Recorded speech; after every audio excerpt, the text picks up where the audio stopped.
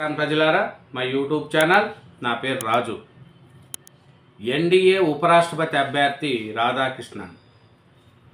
ఈయన ఎవరు? రాధాకృష్ణన్. ఈయన జీవితం ఏమి, ఇతని చరిత్ర ఏమి, ఇతనికి ఏమి అనేది కూడా ఒకసారి తెలుసుకున్నామండి. ఎందుకంటే ఇప్పుడు ఇతను మహారాష్ట్ర గవర్నర్గా ఉన్నారండి. ఈ రాధాకృష్ణ గారు యొక్క వ్యక్తిగత జీవితాలు ఒకసారి మనం చూసుకోగలిగితే, ఇతను చాలా రాజకీయ అనుభవం ఉన్న వ్యక్తి. ఎందుకంటే చూడండి, ఇతను రాజకీయ ఏమిటంటే ఇతను తమిళనాడు నేత, ఆర్ఎస్ఎస్ మూలాలు, 40 ఏళ్ల సుదీర్ఘ రాజకీయ అనుభవం ఉన్నదండి ఈయన రాధాకృష్ణన్ గారు. ఇతను ఎన్డీఏ ఉపరాష్ట్రపతి అభ్యర్థిగా నిన్న బీజేపీ చీఫ్ జేసీ నడ్డా ప్రకటించారు. దీన్ని మనం చూసుకుంటే ఈయన ఉపరాష్ట్రపతిగా ఎంపిక కావడానికి ఇంతకుముందు చేసిన ఏమి ఉండే ఓపారి మనం చూసుకుంటే, ఇతను 40 ఏళ్ళు రాజకీయ జీవితం, పరిస్థితి, ఆర్ఎస్ఎస్ మూలాలు ఉండే, ఇతనికి అన్ని విషయాలు మొత్తం తెలుసు. ఈ రాధాకృష్ణ గారు ఏమిటంటే ఇది ఎన్డీఏ తరపున నిలబడితే విజయం అనేది కూడా ఉంటుంది. ఈ రాధాకృష్ణ గారు పరిస్థితి మనం ఒకసారి చూసుకుంటే 2016 నుంచి 2019 వరకు ఆల్ ఇండియా కాయర్ బోర్డ్ చైర్మన్గా సేవలు అందించారు. 2023 ఫిబ్రవరి 18న జార్ఖండ్ గవర్నర్గా బాధ్యతలు చేపట్టారు. 2024 మార్చి 19 నుంచి జూలై 31 వరకు తెలంగాణ గవర్నర్గా, పుదుచ్చేరి లెఫ్టినెంట్ గవర్నర్గా అదనపు బాధ్యతలు నిర్వహించారు. జూలై 27, 2024న మహారాష్ట్ర గవర్నర్గా నియమితులై కొనసాగుతున్నారు. ఈయన చూడండి, ఈయన కొనసాగుతున్నారు. ఇతను చూడండి, 2026లో తమిళనాడు అసెంబ్లీ ఎన్నికలు జరుగుతున్న నేపథ్యంలో అదే రాష్ట్రానికి చెందిన సిపి రాధాకృష్ణన్ను ఉపరాష్ట్రపతిగా బీజేపీ ప్రకటించింది. చూడండి, ఎందుకు బీజేపీ ఇప్పుడు ప్రకటించింది అని మనం ఒకసారి చూసుకుంటే, ఈయన మంచి అనుభవం ఉన్న నాయకుడు నా రాధాకృష్ణ గారు. ఇంకా ఈయన రాధాకృష్ణ గారు చూసుకుంటే ఆయన వ్యక్తిగత జీవితాలు మనం ఒకసారి చూసుకుంటే, 1957 మే 4న మద్రాస్లో జన్మించారు. అతని ఏజ్ 68 సంవత్సరాలండి. అతను భారతీయ జనతా పార్టీ నాయకుడు. ఆయన చూసుకుంటే ఈయన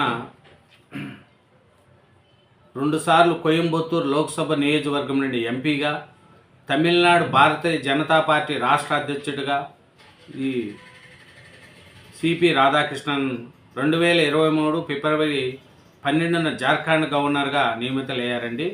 ఇతను రాజకీయం 40 సంవత్సరాల రాజకీయ అనుభవం ఉన్న అతను.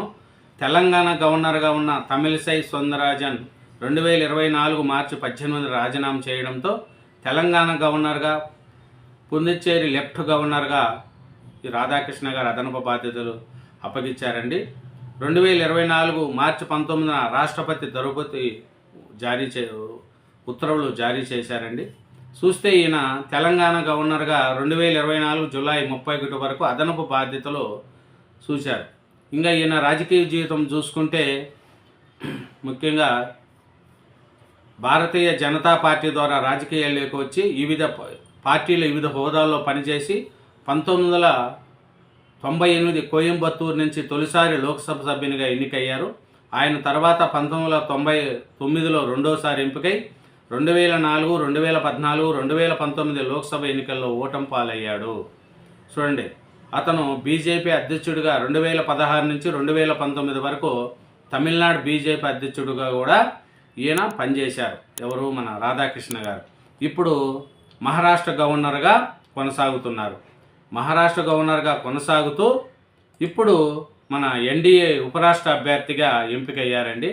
ఇతను చూసుకుంటే 40 ఏళ్ళు రాజకీయ చరిత్ర ఉండడం, ప్లస్ బీజేపీలో ఒకే పార్టీలో ఉండడం, ఎంపీగా పనిచేయడం, తమిళనాడు రాష్ట్ర అధ్యక్షుడిగా పనిచేయడం, ఆర్ఎస్ఎస్ మూలాలు కలిగి ఉండడం, ఇతనుకు అన్ని విధాలా కూడా మన రాధాకృష్ణ గారికి ఈ ఉపరాష్ట్ర పదవి అభివర్ణించిందండి. ఈ ఉపరాష్ట్ర పదవితో ఈయన మంచి 40 ఏళ్ళు రాజకీయ చరిత్ర ఉంది.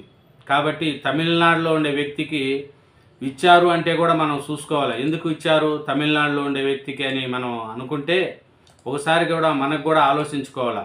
ఎందుకంటే అక్కడ వచ్చే ఏడాది తమిళనాడులో శాసనసభ ఎన్నికలు ఉన్నాయి. కాబట్టి బీజేపీ వాళ్ళు ఏం చేశారు, వ్యూహాత్మకంగా తమిళనాడుకి చెందిన వ్యక్తిని ఉపరాష్ట్రపతి ఎంపిక చేశారు. దీన్ని ఇండియా కూటమిలోని డిఎంకే వ్యతిరేకించేదనే యోచన. ఎందుకంటే తమిళనాడు వ్యక్తికే ఉపరాష్ట్రపతి ఇస్తే అక్కడ డిఎంకే వ్యతిరేకించదు అనేది కూడా బీజేపీలో ఒక వాదన ఉంది. ఇతను రాధాకృష్ణన్ తమిళనాడుకి చెందిన మాజీ ఎంపీ, 2 తడవలు ఎంపీగా చేశాడు. తెలంగాణ గవర్నర్గా కూడా అదనపు బాధ్యతలు చేశాడు. వచ్చే ఏడాది తమిళనాడులో ఎలక్షన్లు. కాబట్టి ఇతన్ని వ్యూహాత్మకంగా ఎన్డీఏ కూటమి ఎన్నుకునింది.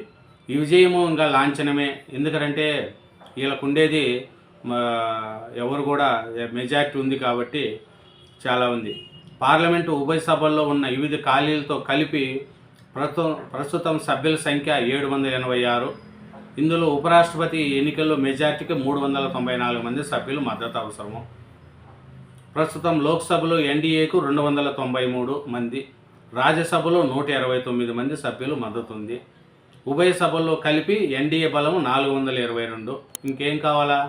422 మంది ఉన్నప్పుడు 394 మంది మద్దతు ఉంటే గెలిచిపోతుంది. కాబట్టి ఎన్డీఏ కూటమి అభ్యర్థిగా రాధాకృష్ణన్ ఎంపిక కావడం కూడా లాంఛనమే అయిపోయింది. విజయం లాంఛనమే. కాబట్టి ఇబ్బంది పడాల్సిన పని ఏం లేదు. ప్రతిపక్ష ఇండియా కూటమికి లోక్సభలో 234 మంది, రాజ్యసభలో 79 మంది సభ్యులు. మొత్తంగా చూసినా కూడా 313 మంది ఉన్నారు. ఈ నేపథ్యంలో సిపి రాధాకృష్ణన్ విజయం లాంఛనమే కానున్నది. మెజార్టీ లేకపోయినా తమవాని వినిపించాలని ఇండియా కూటమి భావిస్తుంది. ఎన్డీఏ తమ అభ్యర్థిపై ప్రకటించిన నేపథ్యంలో ఇండియా కూటమి తరఫున అభ్యర్థి అంశం చర్చించేందుకు కూటమి నేతలు సోమవారం ఉదయం సమావేశమవుతారని విశ్వసనీయ వర్గాలు తెలుపుతున్నాయి. అయితే ఉపరాష్ట్రపతికి ఎంపిక కావనేది ఇబ్బంది లేదు. ఎందుకంటే మెజార్టీ ఉంది కాబట్టి అయిపోతాయి. దీనికి చంద్రబాబు నాయుడు గారు కూడా ఈ రాధాకృష్ణ గారికి శుభాకాంక్షలు తెలిపారండి. ఎన్డీఏ ఉపరాష్ట్రపతి అభ్యర్థిగా రాధాకృష్ణన్ ఎంపిక చేయడం పట్ల రాష్ట్ర ముఖ్యమంత్రి చంద్రబాబు నాయుడు గారు శుభాకాంక్షలు తెలిపారు. సీనియర్ రాజనీతిజ్ఞుడు, సుదీర్ఘకాలం దేశానికి సేవలు అందించిన గౌరవప్రదమైన నాయకుడు ఆయన రాధాకృష్ణన్ ఉపరాష్ట్రపతిగా నామినేషన్ వేయడాన్ని హృదయపూర్వకంగా స్వాగతిస్తున్నట్లు పేర్కొన్నారు. అలాగే రాధాకృష్ణన్ ఎంపిక పట్ల తెలంగాణ బీజేపీ శాఖల హర్షం వ్యక్తం చేశాయి.